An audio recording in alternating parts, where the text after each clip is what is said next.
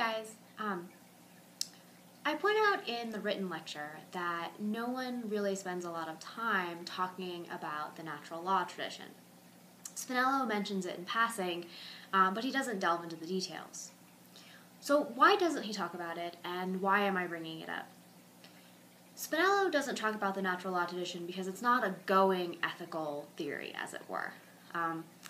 The last 300 years or so of Western ethics have been committed to divorcing ethics and theology. And because the natural law tradition relies heavily on theological claims about the existence and nature of God, it's not something that most ethicists take to be a viable account of the moral world.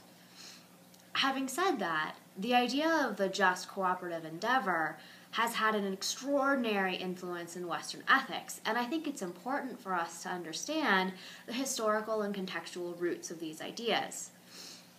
So, why did ethics move away from theology?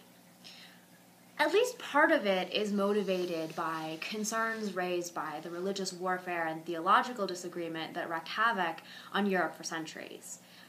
Humanism and Enlightenment values of freedom of expression, freedom of conscience, toleration, all important values of library and information services, became important not only because they're powerful ideas, but also because, as a practical matter, it was important for Europeans to find a way to stop killing each other for their own sakes. Part of the motivation for divorcing ethics and theology is theological disagreement. And much of the history of Western ethics and social and political theory can be understood as an effort to deal with substantive disagreement.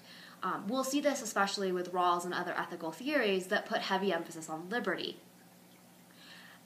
It's also important for us to recognize that many values of our profession come out of this particular historical context.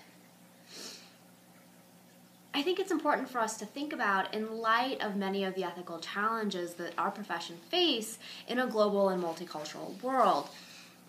When we discuss cultural heritage and intellectual property later in the semester, it's going to be apparent that many Western ideals sit uncomfortably with other worldviews.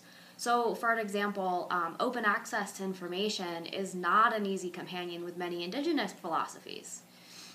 And it's an open question how the profession ought to navigate conflicts of values between Enlightenment values that librarianship has typically espoused and other worldviews that developed in different contexts.